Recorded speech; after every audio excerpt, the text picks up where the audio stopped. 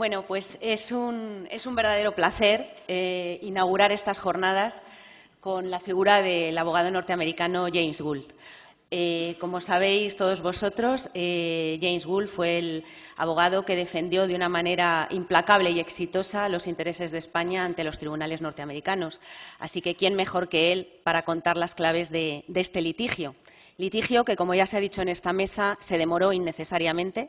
Prácticamente fueron 7 años, porque la empresa cazatesoros norteamericana Odyssey agotó todas las instancias judiciales, como decimos, de una manera innecesaria, con palabras del propio tribunal, porque desde el primer momento la empresa sabía que el barco era español y que se trataba del barco Nuestra Señora de las Mercedes.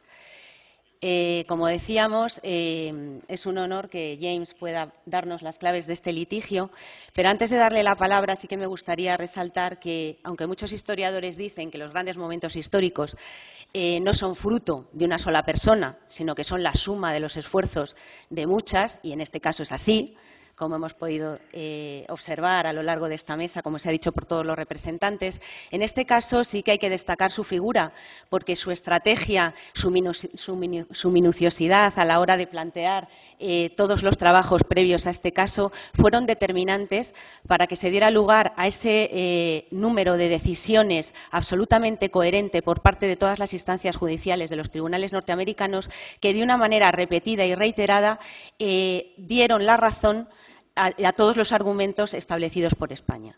Es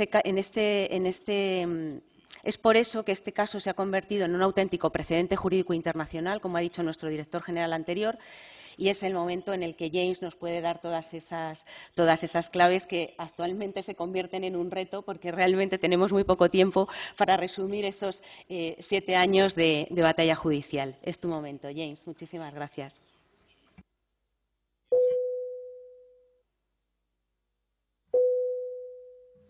There. Well, those words from Elisa mean a lot because she and I were the first 2 people of the crew of the 21st century version of the Mercedes, and we were working together within hours of when Odyssey announced that they had recovered a mysterious treasure, and then very quickly we brought in a 3rd person who is here also, so it's a triple pleasure for us, Jorge Sobredo, because he was at the embassy in a critical role at the time. And I also thank the Museo Arqueológico for organizing this exhibit and inviting me here. I am always happy to do a victory lap, and I'm not giving away anything. I know you all know the outcome of this case.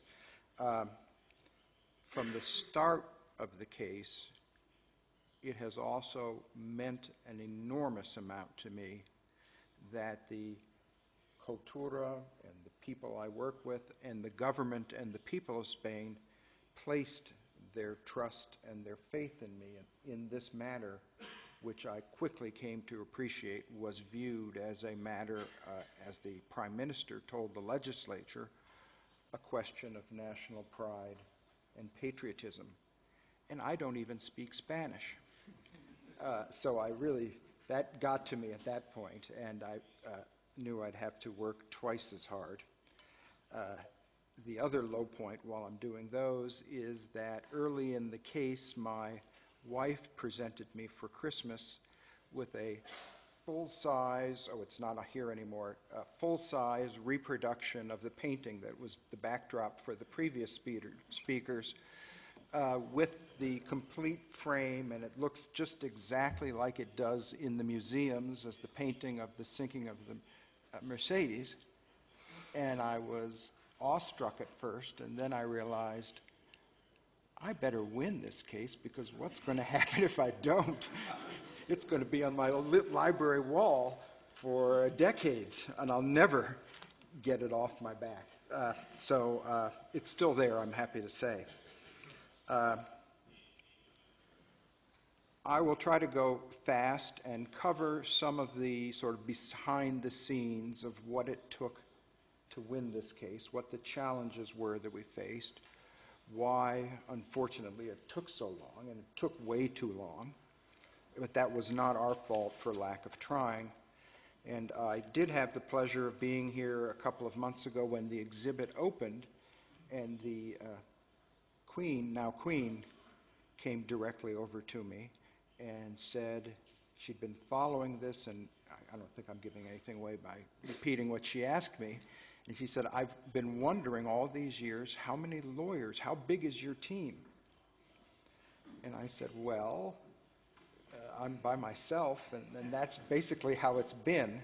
I've had a couple of young lawyers helping, but that's what it took to just have to know everything and be able at all times to guard against attacks by Odyssey, which were continual, to try to throw me off the case. And from the very beginning, they began spreading rumors, engaging consultants in Spain to spread the most ridiculous stories, and some people listened to them, and then so there were times when there was controversy. And I always knew this was crazy, and I should have put two and two together myself, because just a month before we learned about the Mercedes, I learned in Washington that Odyssey had approached one of my law partners and asked to engage the law firm as a client of Odyssey. And that made no sense whatever.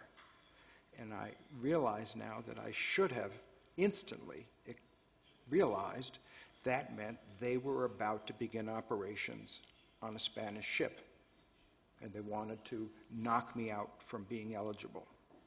They had also done the same thing just a couple of months before and visited Elisa and said, well, we're going to be looking in areas that Spain is close to, and we might find something, so we want your permission. Maybe we can do a partnership.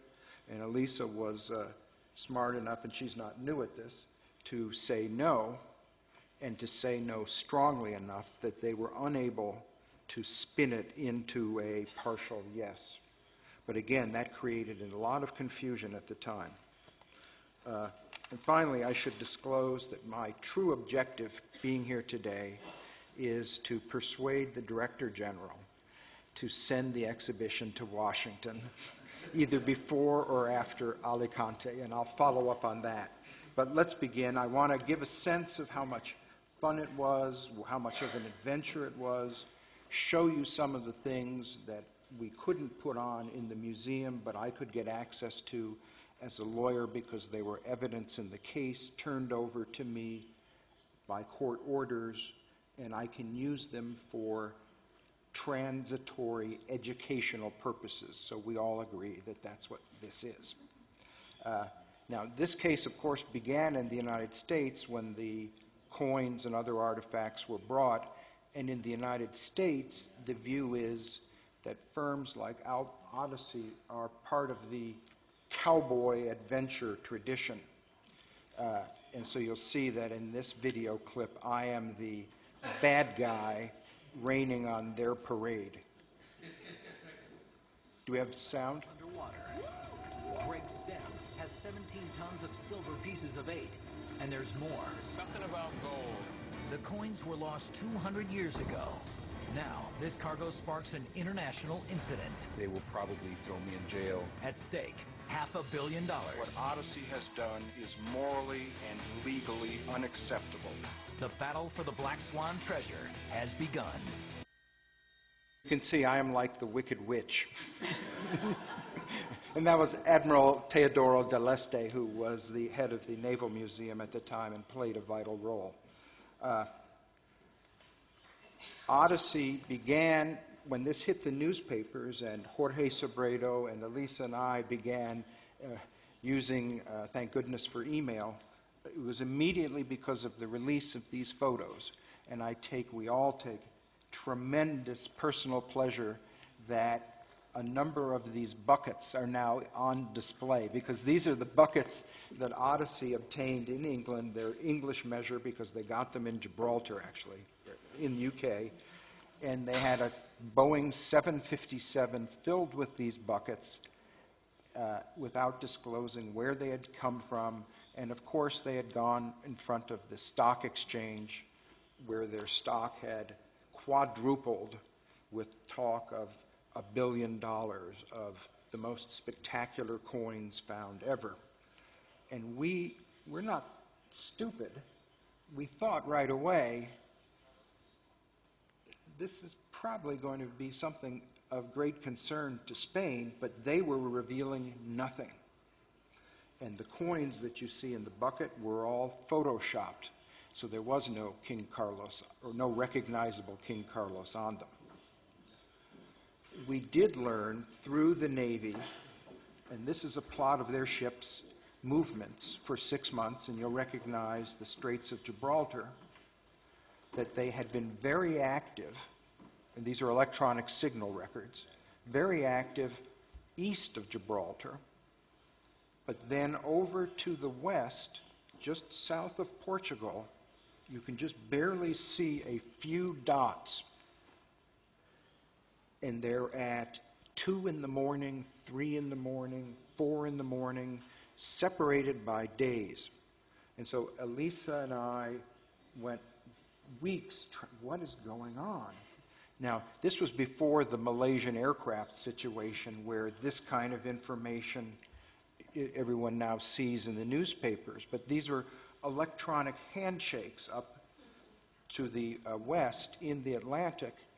And then finally, because I work on a ship when I don't have to be a lawyer, and I'm up on the bridge at night, I realized that what had been happening was they had been turning off all of their electronics so as to conceal where they were, and then only at times when, for example, a very large tanker ship would be coming right at them, then somebody would turn on the switch and get the signals going again, and then they'd turn them back off again as soon as possible. So we realized that was where we should look, the area where the very few dots just south of the Algarve are. And so what happened there? Well, as we all know now, this happened there, and this is when the picture also showed up in my library. But knowing this, saying, okay, we've got these dots and we've got a picture, isn't enough to win a case. So we began going through all of other sources. In the United States, Odyssey filed papers saying that the defendant shipwrecked vessel, notice no name, is approximately 100 miles west of the Straits of Gibraltar. Well, that's a nonsense way to put it. What it means is it's very close to Spain. But it was another piece of evidence. And it was enough that we knew we should say we were going to do legal action whenever we felt comfortable with enough evidence. And the Spanish newspapers played a vital role in keeping the public informed, because there was enormous interest, and keeping track of our progress. Sometimes it was a nuisance, but it all worked out well. The next thing we went for are the naval records of the Mercedes, because they record such things as, in yellow, what the cannons were. Because cannons don't move around, cannons don't fall apart. We knew that the cannons would be there. They don't walk away. So this told us the Mercedes had 12-pound cannons, 8-pound cannons, 6-pound cannons, and obuses, they're called. And they would have to be there if we ever got access to the photographs. We also got access to the records of the manifest, what was on the ship. And this was a pivotal moment, because in the yellow column we saw that there were 200-odd thousand coins of para el rey and 719,000 coins of particulares, is how they were listed, plus, moving down, 2,000 ingots of copper and tin. So we knew there was an enormous issue that Odyssey would claim, well, the ship may be Spanish, but 700,000 of the coins are not. They are private property of particulares. They are finders keepers. finally we got the U.S. courts to issue orders directing Odyssey to turn over to us its records. This is an image of the seabed of where the Mercedes is. It's 120 by 150 meters. Remember, it's 1,100 kilometers down. So after that catastrophic explosion, everything has more than a kilometer to separate and spread. So it's surprising that it's still within a relatively narrow area. But here's a close-up, and you see that it's unrecognizable. And so Odyssey, at this point, the judge, in a very unusual move, certainly in the United States, where a judge is normally passive, this judge, and we were beginning to get very happy with the judge, listened to Odyssey go on for hours about, no, there's no way we'll ever know that it's a Spanish ship. Mr. Gould and Mr. Cabo, it's a fantasy that they say they know it's a Spanish ship. And they went so far as to say, as you see here, they discovered a large field of coins and other cargo, but no hull, no ballast pile, or keel of a ship. And they went even further and said that the distribution of the artifacts could indicate jettisoned cargo. In other words, someone had thrown overboard 17 tons of silver and gold. Right. I was very pleased when they did that because it is just so preposterous. It was so preposterous that it accelerated our getting access to the videotapes, hundreds of hours of videotapes of the seabed.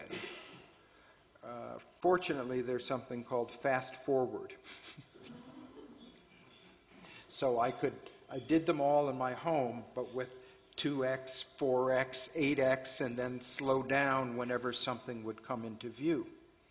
And here's an example of something that was still not recognizable, but it isn't always that way.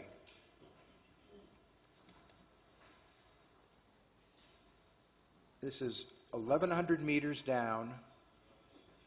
What are you looking at? It's banks of river-washed stones.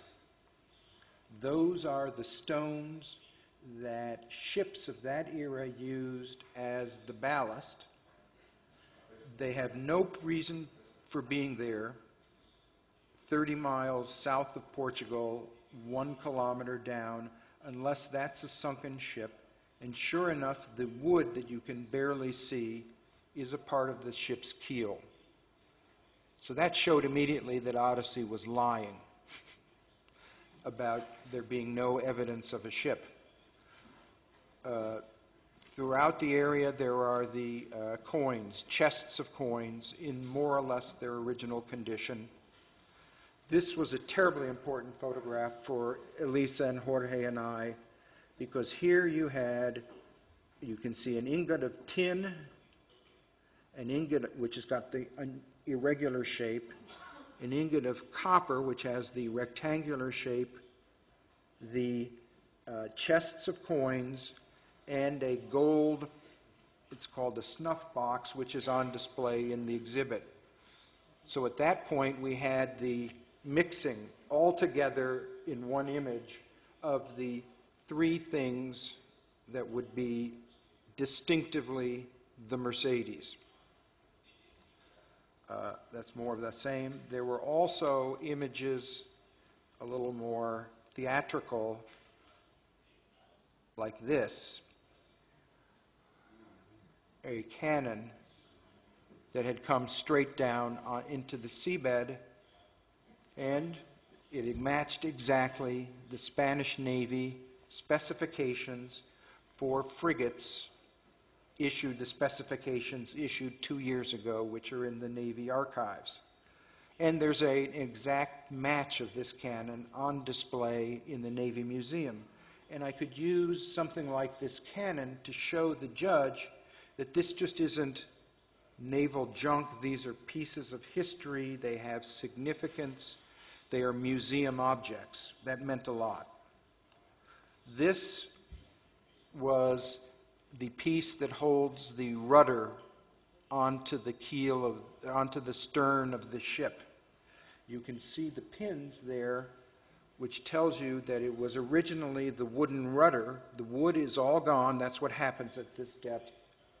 I had great fun with this, as whoever was throwing everything overboard on that ship also made sure to throw the rudder overboard.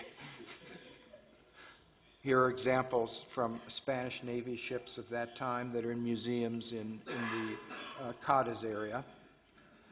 This was the third low point of the case. This cannon, which you can sort of see here, and we'll come back to it, does not belong with any of the other cannons. It's a cannon of the Armada Invincible, the 16th century. What is it doing on the Mercedes? We couldn't understand it, and we had always been nervous during the course of this case. Odyssey is not a company we had any trust in, that at any time they could go to the buckets of coins and just sort of open a pocket and throw a euro in there and say, see, it is not the Mercedes. There, it's impossible. It has modern-day coins. It became a shorthand. We would all go around when we were worrying about that, just making this gesture.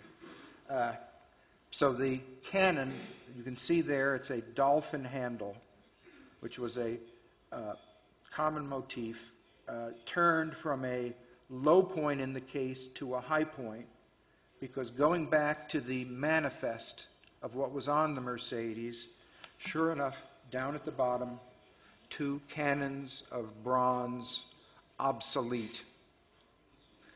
And so it was a smoking gun, you might say, in our favor. That from Peru, these very large cannons with very valuable metal were being sent back to Spain that desperately needed all of its resources. You can see examples. Other things on the seabed remind you of the tragedy of a shipwreck. These are the captain's personal possessions. This was another, a smoking gun, truly. It's a strange object. You won't recognize it at first, but if you think of something like a bookshelf support, it is an object that was used, the straight angle ran beneath the deck of a ship, a warship, which needed extra support because of the weight of the guns. The bent piece ran along the inside of the hull. You can see the very large bolts that would keep it in place, and you can see along the top how the bolts have been, one has been bent, one has been blown back. And that's not something that happens by sinking. That's something that takes an explosion to do. So more proof, this is the Mercedes. At that point, we went public with an announcement in Madrid that this was the Mercedes. We were certain of it. At that point, a lot of other sort of, I call them flies, began being attracted to this. Odyssey recruited, this is the Spanish version, but I'm assured by the Navy that there were no nuclear weapons on board. But what happened was Odyssey began recruiting from throughout the Hispanic world individuals who were descendants of the merchants who had coins on the Mercedes. The idea being those people had a direct family interest in the 718,000 coins Odyssey could give up on the Para del Rey coins and come away very happy with all of the coins of the Particulares. So it made deals all up and down South America and into Spain with individuals who would sign contracts with them. Peru also got interested with the theory that all the gold and silver had come from Peru's native lands. Never mind that the major source of silver was actually present-day Bolivia. It was a big political issue and a sort of native liberation front issue in Peru. We had to prove at that point that the Mercedes was a ship of state. And for that purpose, the archives became doubly important to show that it was under the direct orders of the Navy and the King, and it had been sent on a mission of a ship of state at a time of great geopolitical desperation in Spain about the situation between England and France. I was thrilled to see the original of this document located and put in the exhibit next door.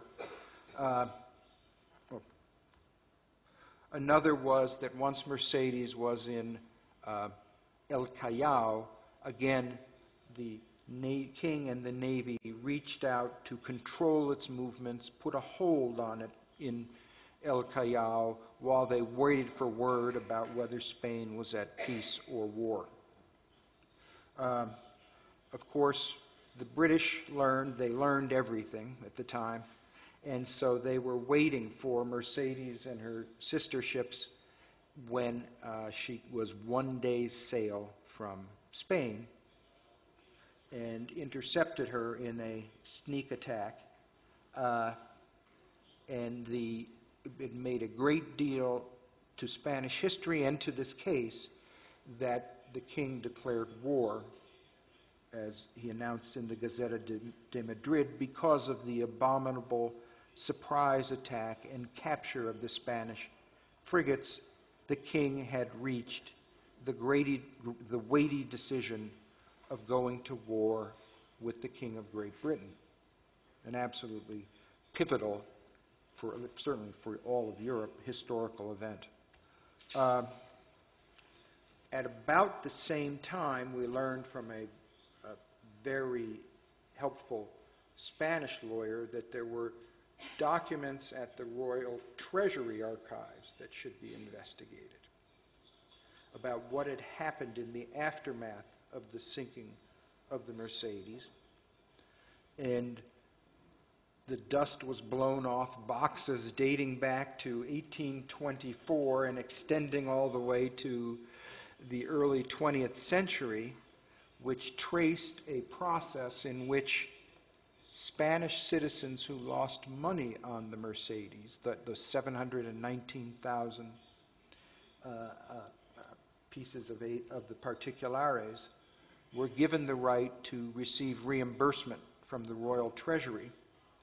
It was not a rapid process. It took decades, though people were paid interest in the meantime. And receipts surfaced, and this was an example, I thought, a marvelous historical document. The original form prepared by the silver master of the Mercedes, acknowledging shipment on the Mercedes. He did these in quadruplicate, 4 of them. One survived in this case, ended up in the Royal Treasury as part of the proof of loss of Don Roque de Salinas, and he was paid. There's the liquidations stamp. So the equities shifted in favor of Spain, that Spain had accepted responsibility for what had happened, a very weighty responsibility, and this was not private property. So we won in the district court, in the first court in Tampa, with a decision that was spectacularly well done, that having proved that Mercedes was a Spanish Navy ship, the understanding of civilized nations applied, that it should remain undisturbed, particularly because it was also a gravesite, unless and until Spain, as the flag state and the custodian of the ship, decided whatever should be done with it. We then had to go on to appeal, where we ended up winning even more forcefully in some ways, and happily at that point the United States realized that the evidence was overwhelming that this was the Mercedes, and the United States had to face the dilemma that if it did not speak up in favor of Spain, where did that leave it, the United States, in future situations involving its own ships around the world? So eventually we won, and we had what we thought was a final decision, though at all times there was endless emergency maneuvering, and even at the last moment, and I'll turn over to Elisa, as we were, I was on a Spanish Air Force C-130 headed towards leaving U.S. airspace. I was half listening on my BlackBerry to whether the a petition to the Supreme Court by Peru to stop us had been decided, though I don't think, to be honest with you, that I would have given legal advice to the Spanish Air Force captain that that he should turn around. Elisa? You can go now. What do you want? No. Oh, okay. You finished then? Yes. Okay. Bueno, pues después de esta magnífica exposición y de esas decisiones espectaculares, como habéis visto, y que además podéis tener el gusto de leerlas con detenimiento, porque se ha creado una página web específica, como ya se ha dicho también en esta mesa y que uno de nuestros compañeros os explicará, no terminó el proceso. Evidentemente, después de que se dio la gran decisión en la que los tribunales dicen, bueno, pues evidentemente este barco es español, la carga es española y debe volver al país de origen, nos encontrábamos frente realmente a un reto espectacular, ¿no? Porque la Nuestra Señora de las Mercedes es uno de los buques más cargados de la historia. Para ello tuvimos que desarrollar todo un protocolo que, gracias a todo el equipo con el que contábamos, esperad un momento que voy a poner las imágenes. Espera, James, que estas son las tuyas. These are yours. Estas son las imágenes de James, pero quiero volver a mi presentación. Esperad un segundito. ¿Puede alguien venir de...? I'm going to present first the faces and afterwards. Yeah, now, just a minute. Afterwards, at the end. La presentación mía. Bueno, pues como decía, ahora os presento las imágenes. Nos ayudó mucho el contar con un equipo especializado. A la cabeza estaba Carmen Marcos, que es la actual subdirectora del Museo de Arqueológico, y un grupo de conservadoras y restauradoras, tanto del Museo Arqueológico Nacional como del Museo de Arqueología Subacuática. Ahora vais a ver las imágenes. La tuya está en el otro ordenador. ¿Qué está en este? That's your lab, ¿no? No, that's mine.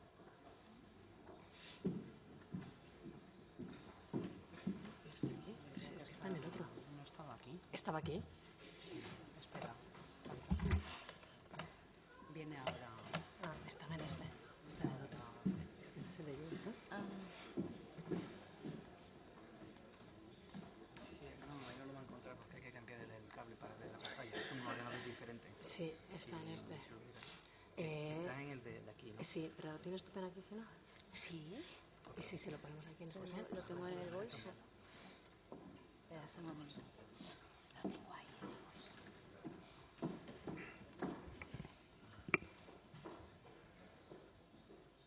Está ahí mismo.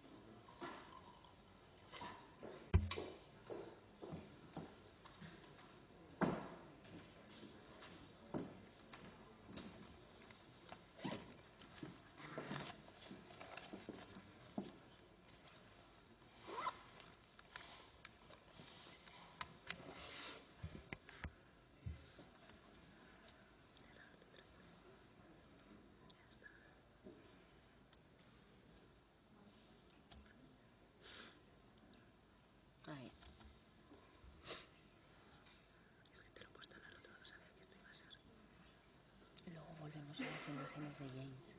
Vale, pues luego.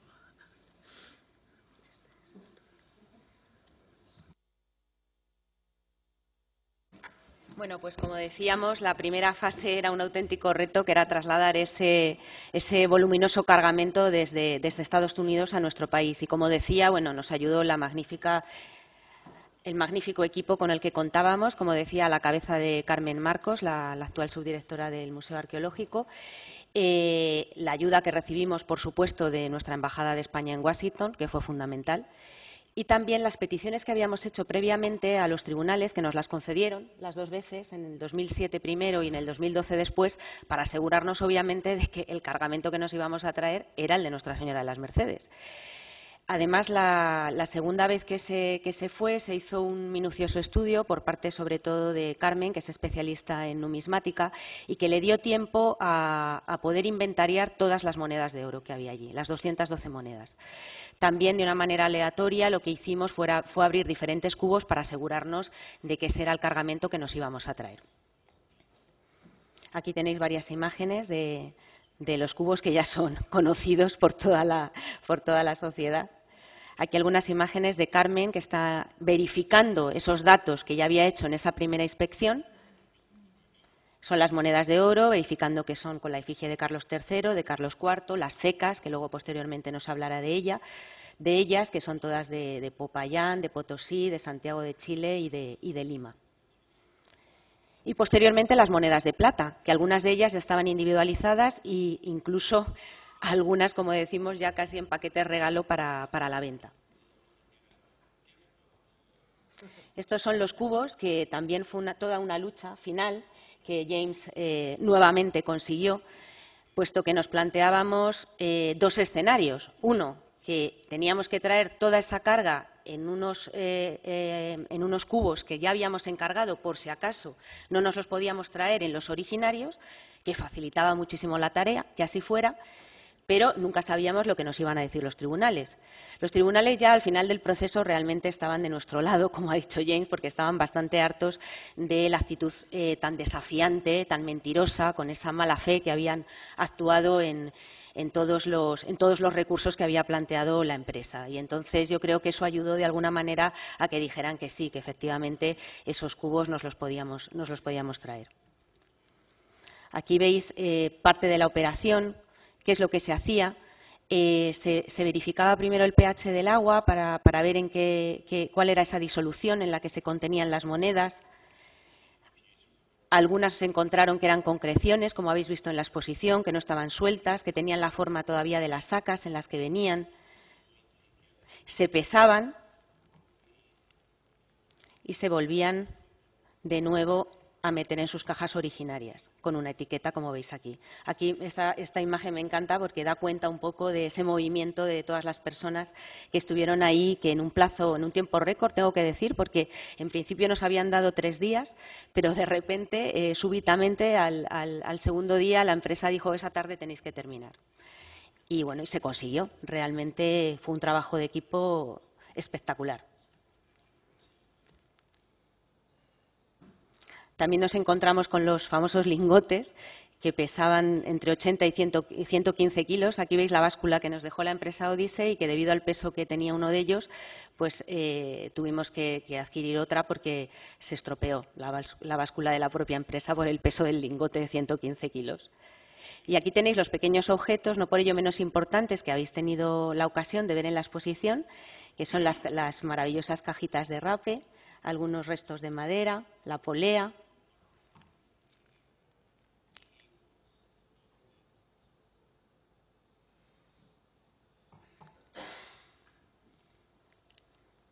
Y bueno, finalmente los palés donde marcharon hacia la base aérea de Tampa, y de la base aérea de Tampa a la base aérea de Torrejón, hasta venir finalmente a la sede de la Secretaría de Estado de Cultura, porque realmente cuando llegaron aquí pensábamos, bueno, ¿y dónde podemos alojar ese cargamento? Que además esté seguro y que quepa, porque era realmente, pues para que os hagáis idea, quizá debía de ser un espacio similar a este, ¿no, James? más o menos, con esas cajas que más o menos contabilizamos, que eran 550 cajas, y por lo tanto teníamos que disponer de un sitio adecuado y con unas medidas de seguridad pertinentes. Entonces, lo que ocurrió fue que nos dimos cuenta que el Ministerio de Cultura, claro, anteriormente había sido la sede de un banco. Entonces, qué mejor espacio que el propio Ministerio de Cultura, que contaba con una caja fuerte para albergar esa carga y poder hacer la labor de inventario que había que hacerla ya de una manera mucho más pormenorizada en nuestro país. Esta fase, bueno, aquí veis las instalaciones del Ministerio de Cultura que están en el sótano, es la denominada caja fuerte. Y esta fase, bueno, pues ya os la comentará otra persona que actúa esta tarde de una manera más pormenorizada. Yo solo doy cuenta de algunas de las imágenes. Se hizo lo mismo que en Tampa, pero de una manera mucho más minuciosa.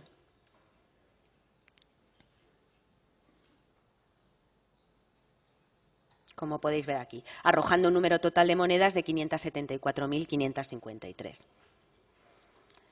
Después de esta fase, claro, aquí no terminaba la cosa. Había también que realizar una labor de documentación en el propio Museo Arqueológico Nacional, fase que ya os comentará con una mayor precisión Carmen Marcos.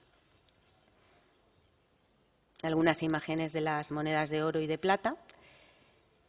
Y, por supuesto, la labor de conservación y restauración en el Museo Nacional de Arqueología Subacuática, que habíamos inaugurado en el 2007 y que contaba con unas instalaciones magníficas porque acabábamos de inaugurar el famoso Aquatec, que es el laboratorio de restauración. Así que realmente las instalaciones con las que contábamos eran más que adecuadas.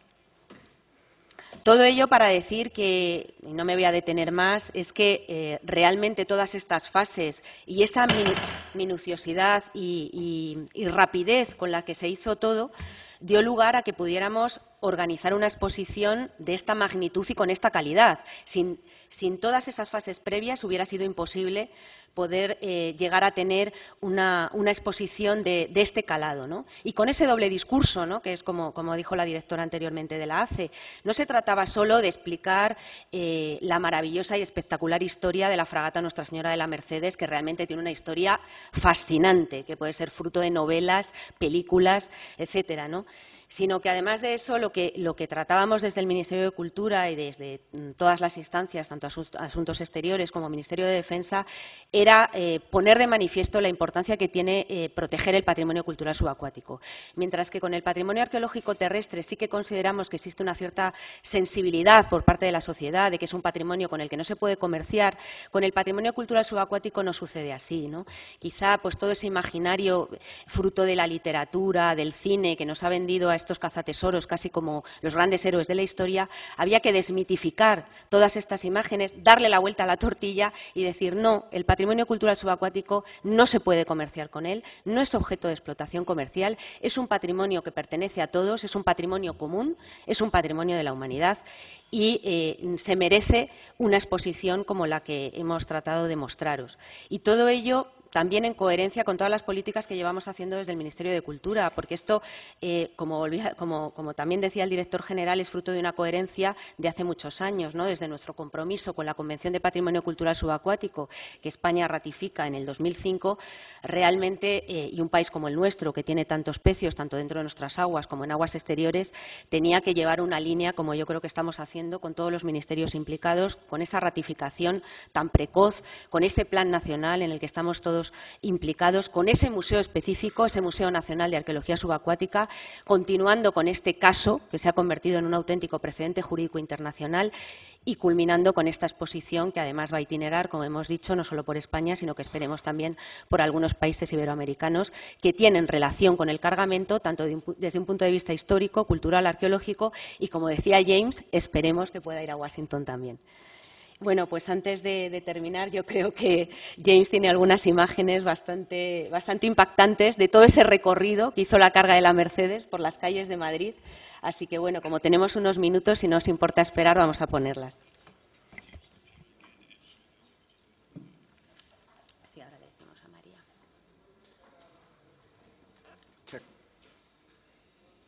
Technical person, please.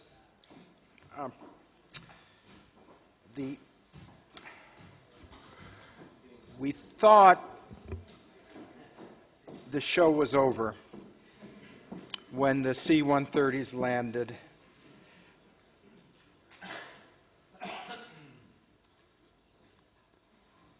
And the gold and the silver were here. Yes, that one. Yes. Or keep going. Where it is, which image? Or go slideshow. Keep going. 50 or so. 50. Here? I can't see. Okay, wait. Go back. Back? Go back.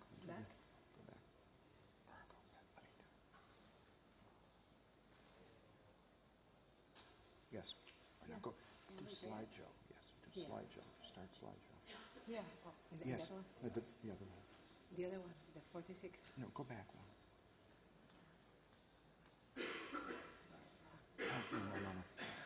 No. There. Just hit slideshow. Oh, wait, I want to put a big one, no? No, hit slideshow, please. Yeah. Yes. Translation? Hit it slideshow, yes. Please. And then, no, that's what I need you to do. Slideshow. You want to put it big? Yes. Here. Oh, right now. No. Here you put it big. Okay. Let's go to, yes, that's good. Let's go to Gibraltar. So we won in the United States. People there got used to the idea that we didn't have to pay a thing, and this was a crime. And we, I think, did a better than 50-50 job on that. It's a hard sell in the United States, believe me. But then it surfaced that the inventories didn't match. Something was rotten. And not everything that had come off the Mercedes had gone to Florida. There had been things left in Gibraltar because the numbers didn't match of what had been landed in Gibraltar and what had been landed in Tampa. And Gibraltar's a very sensitive subject hereabouts, of course, and I don't need to go through 300 years of that. And then we got word that there was a warehouse where Odyssey had left some things. And we still don't know why, but there were coins, and there were some other artifacts, and there was evidence that they had tried to hide this, and they had made false statements to the court denying this. But there was a box in a warehouse in Gibraltar along the harbor, a warehouse where trucks whiz by with Pepsi and water and toilet paper and all sorts of things. It's just a very busy warehouse harbor, and in the back, yes, there was a box. And so one of the things there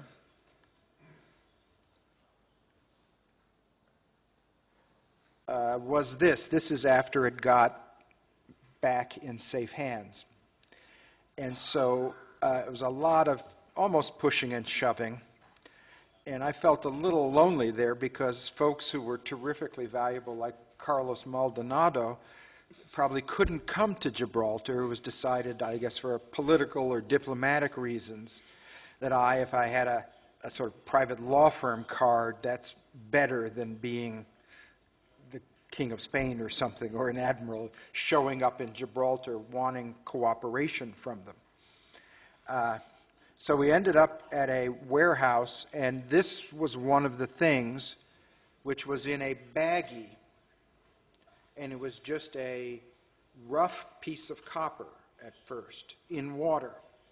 And it had been left behind in Gibraltar, supposedly as just a rough piece of copper. And even just holding it up in the warehouse with no light, I noticed that the green started flaking off and some of this yellow started showing through. So I just became very quiet. And just, okay, object 50, we accept, goes on our side of the table. No talk about it. Got it across, the Guardia Civil were waiting, and then a facility in La Linea, sure enough, immediately then starts shaking it as soon as we're across the border, and more of the flakes come off, and by a half an hour or so, you start thinking, oh my gosh, this is really something. And then the museum people do their magic, and it turns out that it really wasn't copper at all, or maybe it had been a copper container of some kind, and they were the buttons of a Spanish Marine of the 1802 style, which had become changed, and he was required, and he was an honest man. He sent his old buttons back, and they didn't make it. And he probably was one of the Marines, probably was the captain of the Marines on the Mercedes. So they're on display downstairs, and I've seen them once. I want to go back and see them again, and I just go back instantly. My mind flashes again to this sequence of something that maybe they knew what it was, maybe they didn't, but at first it looked like just a piece of junk, and it sure isn't. The same thing about a very rare discovery of the fabric. This was in Gibraltar also. The fabric that lines a chest of coins with some of the coins still stuck to it. Then we had to go through a legal proceeding and do the whole case over again in Gibraltar under British law, because a relative of the Alvear family, a South American relative, and some others decided to make a last stand in Gibraltar and claim that they owned the coins that were in Gibraltar. So we had to go through the exercise of tying each of 5 families' histories down and show, as in this case, this was one of them, that something like 4 of the coins in Gibraltar were among the 2,000 for which this receipt was issued. So at this point, we had to go name by name and almost coin by coin. And then the British government, I believe the UK and London, counseled Gibraltar to be reasonable and let these things go. So this was Francisco Vasquez de Uze. Well, I won't even try. But his great niece claimed she was very fond of her family. She remembers all the stories, all of that kind of stuff, and she sure wants those coins back. Of course, she was obligated to give them to Odyssey the minute she got them, but we showed they were Spanish property now. So we won in Gibraltar. This was the ruling of the Gibraltar official, which tracked the U.S. decision and was heavily influenced by it. The same points. It's the Mercedes. That's the coins in Gibraltar. They're part of the same ship. It's a naval warship. It's protected, and there's sovereign immunity, and they better give it back. So the last stage were the final coins they agreed to release, and it was last summer. And I made a big miscalculation. As they released them at the end of the Naval Control Office, at the very end of the harbor, at the very end of the quay. And it's a controlled area. There are no taxis. They're way back at the gate to the shipyard, about a half a mile or more away. And the thing about these pieces of 8 is they're heavy. And 1 or 2 of them may not be, but 300 is. And then if you have them in one of these buckets like we've seen, and it's a metal holder, it's really heavy. And we had to get it out in the hot sun of July, knowing that the Guardia Civil were waiting on the other side, not far away, but they couldn't come over the border, of course. That would have enormous consequences. And so it was quite a challenge, but my hand is okay, I assure you now. And everything that we know of is here. And so in that sense, we did our job. Do we show the cargo around the streets of Madrid? You have the video. I have it. Yes. Do you want to? Yeah, I told them that we were going to present it. Okay, well then I'll find it. Just Elisa has a request, and I'm happy to do it. Another, certainly for me, very vivid was it seemed necessary that because I was still the legal custodian for Spain in the U.S., escort the coins out of the U.S., and the Air Force was kind enough to say that I wouldn't have to jump out of the plane as soon as it crossed into the Atlantic. They would take me to Torrejon. So we did a formal ceremony at MacDill Air Force Base, and then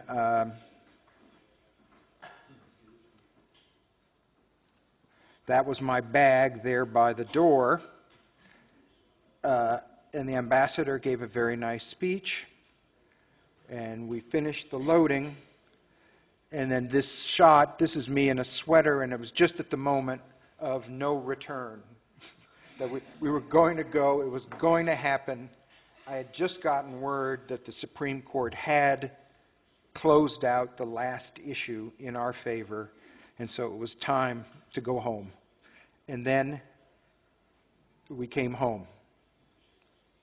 And this is at Torrejon. And we didn't have any idea what to expect. The Guardia Civil had very strong notions about what they were going to do, as you can see. This is leaving Torrejon, coming into town. It's the first case and last case I know I will ever have where the highway is stopped. And then the arrival and the unloading.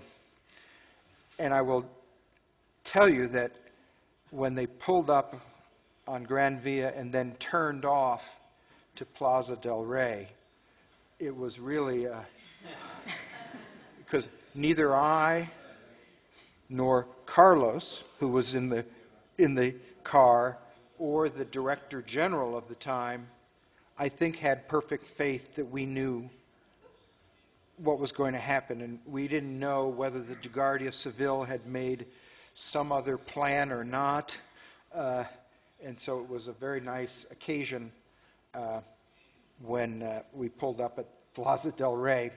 And the only other thing I'll say is that, and I don't want to make fun of anyone, but when I went for a walk while the unloading was going on, I noticed that all of the manhole covers for 2 blocks around the Ministry of Culture had been sealed with yellow tape, which is probably the first and last time that's ever happened. And I always wondered, was it someone was going to climb in the sewers and then stick their hand up and hope a coin would land in it or something? You'd see hands coming out of the sidewalk. But it was a very secure operation, and it worked. And we're done. We don't know of a single thing more. Odyssey was fined $1,072,000 for lying to the court about its knowledge of the ship and about the artifacts that were in Gibraltar. They, to my surprise, paid it rapidly and said they just wanted to put it behind them. And of course, we accept cash. We did.